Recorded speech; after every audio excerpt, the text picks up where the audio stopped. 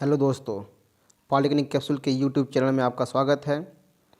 आज हम लोग ईडीडी फर्स्ट और सेकंड के बारे में जो लेक्चर चल रही थी वायरिंग का, उसके बारे में जानेंगे। लेकिन वीडियो शुरू करने से पहले एक चीज़ मैं आपको बता देना चाहता हूं कि पिछला वीडियो बहुत लंबा हो गया था, जिसकी वजह से थोड़ा सा अच्छे पॉइंट आपको बताना भूल गए बीच में। तो उस वीडियो को देखते हुए इस वीडियो को हम छोटा लेकर आएंगे और इस सवाल को हम छोटे छोटे से पार्ट में सॉल्व करेंगे, जिससे कि आपको पूरी कॉन्सेप्ट मिले। ठीक है, अच्छे से आप समझ पाए। तो देखिए, ये क्वेश्चन जो है 2015 में पूछा गया क्वेश्चन है। ठीक है, चलिए हम लोग क्वेश्चन नंबर 2 को सॉल्व करते हैं। लेकिन क्वेश्चन सॉल्व करने से पहले एक चीज़ मैं बता देना चाहता आप लोग को कि चैनल को जितना से अधिक हो सके सब्सक्राइब करें और शेयर करें, दोस्तों को बताएं अपने, और दोस्तों को भी फ़ायदा हो और आप लोग को तो फ़ायदा होगा ही होगा। ठीक है, सबका भला होना चाहिए इसमें। ठीक है, तो चलिए अब वीडियो को शुरू करते हैं आगे। क्वेश्चन नंबर 2 देखिए, ये 2015 में पूछे गए सवाल है यूपीबीटी में। तो पूछा गया क्वेश्चन को मैं लेकर आया हूँ इस वीडियो में। ठीक है, तो ये क्वेश्चन जो पिछले क्वेश्चन है उससे जस्ट रिलेटेड क्वेश्चन है। हाँ, वैसा ही जस्ट क्वेश्चन है कि जैसे कि पिछले वाले क्वेश्चन में जो भी आपको डाउट रहा हो वो डाउट क्लियर हो जाए, इसलिए मैं ऐसा ही क्वेश्चन लेकर आया हूँ। ठीक है, और नेक्स्ट वीडियो में जस्ट मैं अलग क्वेश्चन लेकर आऊँगा, इससे हटकर क्वेश्चन लेकर आऊँगा, जिससे कि आप लोग को कोई भी परेशानी हो वो सारी परेशानियाँ ख़त्म हो जाए। ठीक है, चलिए आगे हम लोग वीडियो को शुरू करते हैं। देखिए, यहाँ पर क्वेश्चन में दिया गया है, चित्र में दिए गए घर के प्लान हेतु कंड्यूट वायरिंग प्रणाली का उपयोग करते हुए, मतलब देखिए जो वायरिंग करना है कंड्यूट वायरिंग करना है, करते हुए आयोजन व वायरिंग आरेख खींचिए। देखिए, आयोजना चित्र खींचना है और आरेख खींचना है, तो मैं केवल इसमें देखिए आयोजना खींचना है और प्लस वायरिंग का मतलब क्या करना है, आरेख खींचना है। तो हम इसमें सब सारी चीज़ें देंगे, इसमें छोटी छोटी बातें बोली गई है केवल, तो हमें सारे सामग्री के नाम उन सब के बारे में बताऊंगा आपको। ठीक है, तो चलिए आते हैं। ये देखिए, आपको क्वेश्चन में दिया गया है ये प्लान, ये प्लान है आपके पेपर में मिलेगा। ये प्लान जो आपको दिख रहे हैं यहाँ पर ना, ये प्लान आपके पेपर में दिया रहेगा और क्वेश्चन जो ऊपर है वो क्वेश्चन दिया रहेगा पेपर में। ठीक है, तो देखिए क्रॉस का मतलब यहाँ पर होगा कि क्रॉस मतलब यहाँ पर आपको डीबी लगानी है। क्या लगानी है आपको? डीबी लगानी है। और देखिए एसबी मतलब यहाँ पर स्विच बोर्ड लगानी है। कभी कभी देखिए बना होता है ये इस प्रकार से बना करके, ये इस प्रकार से बना करके, ये इस प्रकार से सिंपल बना देते हैं। तो इसका ये मतलब होता है यहाँ पर ये स्विच बोर्ड है, इस स्विच बोर्ड पर एक सॉकेट लगी है, ये सॉकेट है। ठीक है, यहाँ पर इसका मतलब ये होता है। तो और देखिए एक स्विच बोर्ड यहाँ लगी है, मतलब दो घर है। कितना घर है? एक घर ये है, एक घर ये है, मतलब एक रूम ये है, एक रूम ये है, और ये बरामदा है। और तो यहाँ पर देखिएगा रूम 1 4x4 का है, रूम 2 4x4 का है, मतलब लंबाई भी 4 चौड़ाई भी 4, और बरामदा जो है 8x3 का है। ठीक है, ये सब जो बातें हैं आगे हम लोग प्लान बनाएंगे तो उसमें डिस्कस करेंगे। ठीक है, तो लेकिन इसमें हम लोग क्या क्या क्या पढ़ेंगे? केवल हम लोग पढ़ेंगे पूर्वानुमान और भार की गणना और परिपथों की संख्या का निर्धारण। ठीक है, तो चलिए आइए देखते हैं इसमें आगे, अगला वीडियो शुरू करते हैं आगे। तो यहाँ से आपको पता चल गया होगा कि मतलब देखिए 2 सॉकेट लगेगा, और 2 सॉकेट के साथ साथ आपको इसमें कितने लगेंगे, आपको प्लान बनाना है। हाँ, देखिए पेपर में कभी कभी प्लान बना के देता है कि एक बल्ब को आप यहाँ लगा दीजिए, एक बल्ब को यहाँ लगा दीजिए, बीच में फैन लगा दीजिए, और एक बल्ब को यहाँ लगा दीजिए यहाँ, और एक बल्ब को, एक फैन को यहाँ लगा दीजिए, एक बल्ब को यहाँ लगा दीजिए, और भाई बरामदा है तो एक बल्ब यहाँ लगा दीजिए। तो इस हिसाब से आपको प्लान में दिया रहता है। ठीक है, तो इसमें नहीं दिया है तो 4x4 का है, तो आप एक स्टैंडर्ड मान के चलिए 4x4 का रूम है, तो पॉइंटों की संख्या कितनी होगी भाई? 4x4 की रूम है तो फैनों की संख्या, इसमें फैनों की संख्या 1 हो जाएगी, ये भी 4x4 का रूम है तो फैनों की संख्या 1 हो जाएगी, मतलब कुल मिला करके 2 फैन हो गया। क्लियर? अब इसके बाद अब बल्बों की संख्या कितनी होगी? देखिए मतलब एक बल्ब ये, एक बल्ब ये, 2 बल्बों के बीच की दूरी 2 मीटर रखते हैं। कितना रखते हैं? 2 मीटर या 2.5 मीटर। हाँ, यदि जिस लड़के को ये चीज़ नहीं समझ आ रही है वो रूल पढ़े, इंडियन इलेक्ट्रिसिटी रूल, उसमें मैं लेक्चर नंबर 2 में मैं समझाया हूँ, उसमें से आपको पता चल जाएगा। तो दो बल्बों के बीच की दूरी कितने रखते हैं? 2.5। ठीक है, 2.5 में तो देखा जाए तो 4 मीटर की का ये आपका डिस्टेंस है। ये देखिए यहाँ पर ये भी 4 है और यहाँ से ये भी 4 है। तो भाई साहब यदि दीवार से हम 1 मीटर छोड़ देते हैं, इधर से दीवार से 1 मीटर छोड़ देते हैं, यहाँ समझिए यहाँ से 1 मीटर हम क्या करते हैं, दीवार से इधर एक, तो आप देखें कि मतलब जब इधर से यहाँ से यदि 1 मीटर छोड़ दूँ, यहाँ से 1 मीटर यहाँ से इधर छोड़ दूँ, 1 मीटर यहाँ से इधर छोड़ दूँ, बीच में 2 मीटर बचेगा, यानी एक बल्ब यहाँ लगेगा, एक बल्ब यहाँ लगा दे, तो बीच में मतलब एक बल्ब यहाँ लगा दे, एक बल्ब यहाँ लगा दे, 1 मीटर इधर छोड़ के 1 मीटर इधर छोड़ करके, तो बीच में दो बल्ब लगेंगे कि नहीं लगेंगे? तो 2 बल्ब पक्का लगेंगे यहाँ पर। यदि हम यहाँ पर देखें, एक बल्ब इस साइड लगा दे, एक बल्ब इस साइड लगा दे, तो दोनों बल्बों के बीच की दूरी कितना हो जाए? 4 मीटर हो जाएगा। 4 मीटर हो जाएगा। देखिए 2.5 मीटर से अधिक है ना, 2.5 मीटर से अधिक है, 2 मीटर से कम नहीं होनी चाहिए। तो वहाँ पर दीवार का जो दीवार साइड में यदि हम बल्ब लगाते, यदि यहाँ पर बल्ब लगाते, यहाँ पर बल्ब लगाते, तो एक समस्या होती, यह इधर से भी डिस्टेंस कम से कम 2 मीटर होना चाहिए था, 2 मीटर नहीं हो पा रहा था। इधर से 2 मीटर होना चाहिए था, नहीं हो पा रहा था। तो 2 मीटर या 2 मीटर से अधिक होना चाहिए ना, नहीं हो पा रहा है, जिसकी वजह से ये बल्ब यहाँ और यहाँ पर नहीं लगाएंगे। मतलब देख लीजिए, यहाँ पर और यहाँ पर नहीं लगाएंगे बल्बों को तब लगाएंगे कहाँ पर? बल्ब को हम लगाएंगे यहाँ पर। ठीक है, एक बल्ब यहाँ लगाएंगे, एक बल्ब यहाँ लगाएंगे इस साइड, या तो एक बल्ब यहाँ लगाएंगे या तो एक बल्ब यहाँ लगाएंगे। दोनों में से जो भी मेथड आपको पसंद आती है वो मेथड अप्लाई करिएगा अपने क्वेश्चन में। ठीक है, आपको जो समझ में आ रहा है वो करिए। देखिए हम 2 ऑप्शन बता रहे हैं, एक बल्ब यहाँ में लगा करके, यहाँ भी लगा करके काम चला सकते हैं, दोनों के बीच की दूरी 4 मीटर हो जाएगी। और यहाँ देखिए एक बल्ब यहाँ लगा करके, एक बल्ब यहाँ लगा करके भी काम चला सकते हैं। इसको तब मत लगाइएगा। ठीक है, दोनों प्लान में से आपको प्लान समझ में आ रहा होगा। वही सेम प्लान इसमें बैठेगा, मतलब रूल नंबर 2 में भी लगेगा। ठीक है, तो यहाँ से आपको क्या पता चल गया कि एक बल्ब यहाँ लगाएंगे तो एक बल्ब यहाँ लगाएंगे तो एक बल्ब यहाँ लगाएंगे, तो कुल 4 बल्ब हो गया। एक बरामदे में बल्ब लगेगा, 5 बल्ब हो गया। ठीक है, बल्बों की संख्या 5 हो गई। फैनों की संख्या, एक फैन इसके बीच में, एक फैन इसके बीच में, लगेगा ही पक्का है, 4x4 का है तो क्लियर ना। तो 2 फैन लग गया।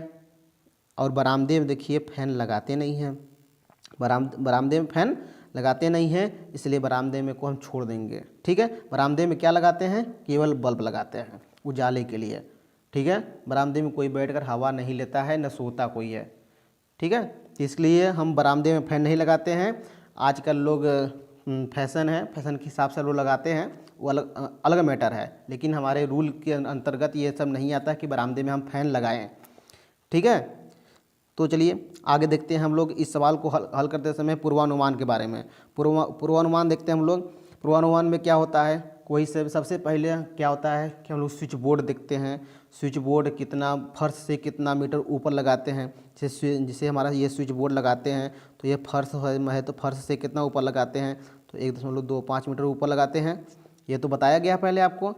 ठीक है, और जो इसमें देखिए हम सप्लाई जो है, क्वेश्चन देखिए सप्लाई नहीं बोला है कि कितना वोल्ट की सप्लाई लेनी है, तो हम इसको भी मान के चलेंगे कि कितना वोल्ट की सप्लाई लेंगे।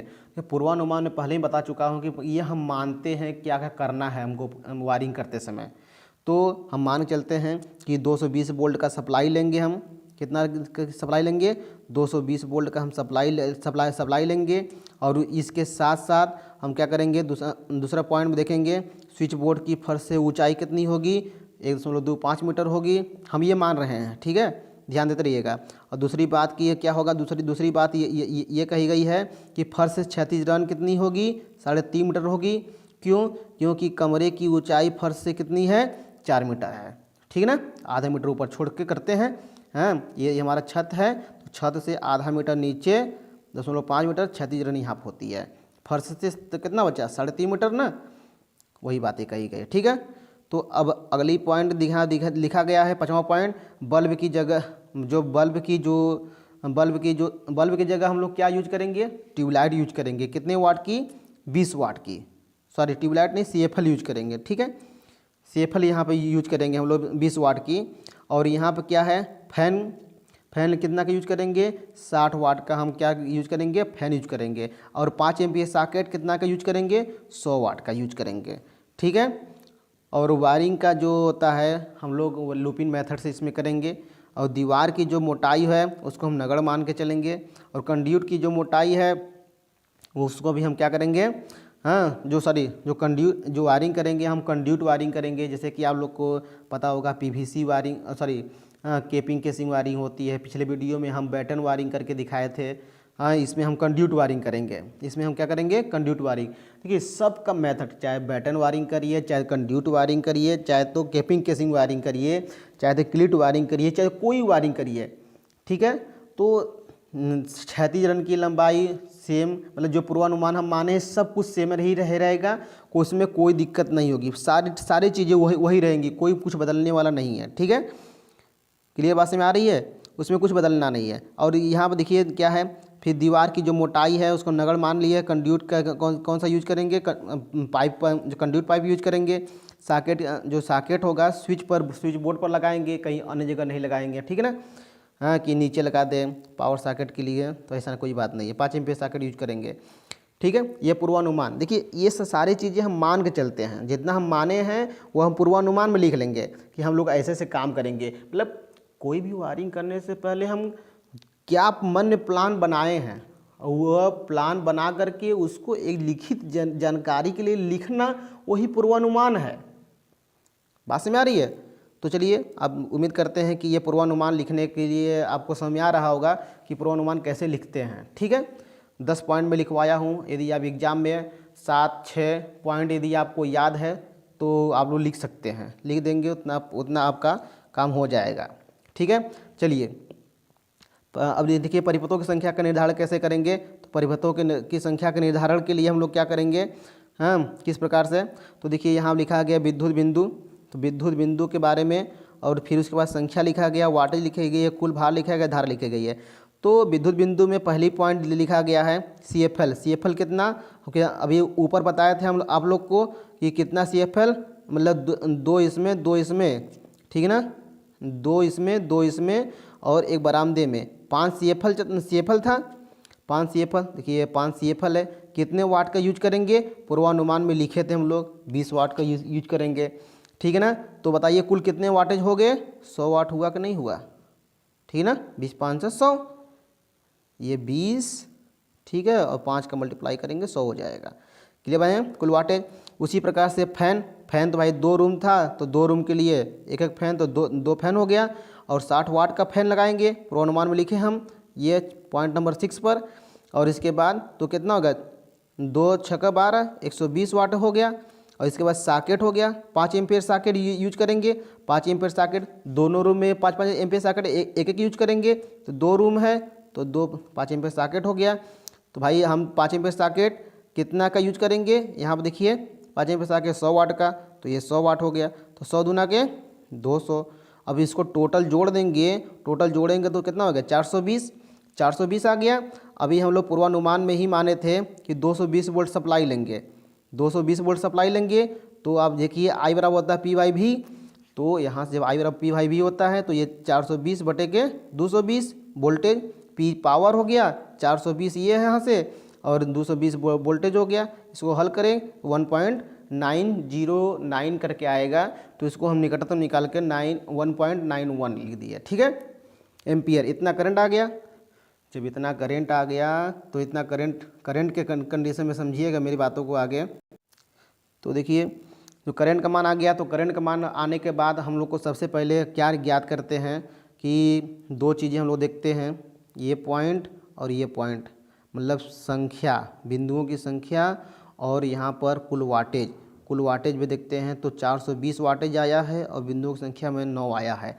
यदि ये 11 आ गया होता, ठीक है, तो परिपथों की संख्या आप जानते हैं पिछले वीडियो में बताया था 2 हो जाता, क्योंकि एक परिपथ में 10 पॉइंट ही हो सकता है, 10 पॉइंट ही हो सकता है, और 800 वाटेज हो सकती है। तो वाटेज तो कम ही है, ये देखिए वाटेज तो 420 है, तो कोई दिक्कत नहीं है, लेकिन ये 10 के करीब आ गया था, इसके लिए बता दिया, ठीक है। यदि 801 वाटेज हो गया तो परिपथों की संख्या तब भी 2 होगी। ठीक है। तो यहाँ से आपको समझ में आ रहा होगा कि यहाँ से भी हमारा जो रूल है परिपथों की संख्या का 10 पॉइंट से कम है तो यहाँ से एक ही होगा, और ये भी 800 वाट से कम है तो यहाँ से भी एक ही होगा, यानी कुल मिलाकर के परिपथों की संख्या 1। यहाँ पर परिपथों की संख्या कितनी आ गई? 1। क्लियर। तो परिपथों की संख्या निकालने आ गया, ये हम मान के चलते हैं कि आपको कि परिपथों की संख्या निकालने आ गया होगा। ठीक है। परिपथों की संख्या निकालना कैसे आता है मैं 2 वीडियो में बता चुका हूँ, ये तीसरा वीडियो चल रहा है मेरा। ठीक है, भी खाली परिपथों की संख्या के लिए। और दूसरा चीज़, जब ये हमारा करंट का मान यहाँ से पता हो जाता है तो तुरंत कंडक्टर की साइज पता हो जाती है। कंडक्टर की साइज यानी कंडक्टर देखिए, यदि 6 एम्पियर तक है, 6 एम्पियर तक है, मैं बताया था कि तो हम कितना लेंगे, 1.5 mm का हम कंडक्टर यूज करेंगे, 1.5 mm स्क्वायर का कंडक्टर हम यूज करेंगे 1.5 एम्पियर तक का, हाँ सॉरी मतलब ये 6 एम्पियर तक। तो यहाँ पर देखिए 1.5 mm square PVC aluminium conductor use करें, पीवीसी कोटेड एल्युमिनियम कंडक्टर, मतलब बात समझ पा रहे हैं। जैसे कि ये एल्युमिनियम कंडक्टर ही रहेगा, ये एल्युमिनियम कंडक्टर है, इसी के ऊपर जो कवर चढ़ी होती है ना पीवीसी की, तो ये पीवीसी कोटेड, इसी को कहते हैं पीवीसी कोटेड। ठीक ना, तो पीवीसी का कोटेड किया रहेगा उसके ऊपर, ठीक, कवर चढ़ाया गया होगा। ठीक है, तो वही हमारा कंडक्टर यूज होगा। ठीक है। और इसके बाद वितरण बोर्ड कितना होगा, 5 एम्पियर 250 वोल्ट, और मुख्य स्विच बोर्ड कितना होगा, 5 एम्पियर 250 वोल्ट 50 हर्ट्ज डीपीआईसी लगेगा, ये मुख्य स्विच बोर्ड हेतु यूज करेंगे। ठीक है। तो ये इतना हम लोग इस वीडियो में जाने, इस वीडियो में हम लोग जान गए कि मतलब कैसे हम लोग भार की गणना करते हैं, परिपथों की संख्या कैसे ज्ञात करते हैं। नेक्स्ट वीडियो में हम लोग पढ़ेंगे कि प्लान आरेख, नेक्स्ट वीडियो में केवल लेके आऊँगा प्लान आरेख के लिए। फिर उसके बाद नेक्स्ट वीडियो हमारा रहेगा परिपथों की single line diagram, single line diagram केवल बताऊँगा नेक्स्ट वीडियो में, इसके जस्ट बाद के बाद जो आएगा। ठीक है। और इसके बाद जो आएगा उसके बाद सामग्री का नाम सामग्री का या कंडक्टर की साइज को निकालना मैं सिखाऊंगा। ठीक है। तो 3-4 वीडियो, जो भी चार वीडियो लगेगा, लेकिन पूरी डिटेल में आपको दूंगा, कोई चीज़ छोड़ूंगा नहीं। ठीक ना। तो चलिए आज के लिए बस इतना ही, लेकिन आप लोग से रिक्वेस्ट है, जाते जाते मैं इतना कह रहे हैं आपसे कि भाई चैनल को सब्सक्राइब करिए, लाइक करिए, और यदि पसंद आए तो दोस्तों को भी दीजिए और उन दोस्तों से सब्सक्राइब करवाइए। ठीक है। अधिक से अधिक जैसे जनसंख्या बढ़ेगा तो अच्छा रहेगा आप लोग के लिए भी। मैं जल्दी से जल्दी आपके पास लाइव क्लास लेके आऊँगा। ठीक है। तो जैसा आपका सहयोग रहेगा वैसा हम काम करेंगे। तो उम्मीद करते हैं कि आप लाइव जल्दी से हमको लेकर आएंगे आप लोग। ठीक है। हमारे चैनल को लाइव देखना चाहते हैं तो सब्सक्राइब की संख्या बढ़ाइए आप लोग। Okay, thank you.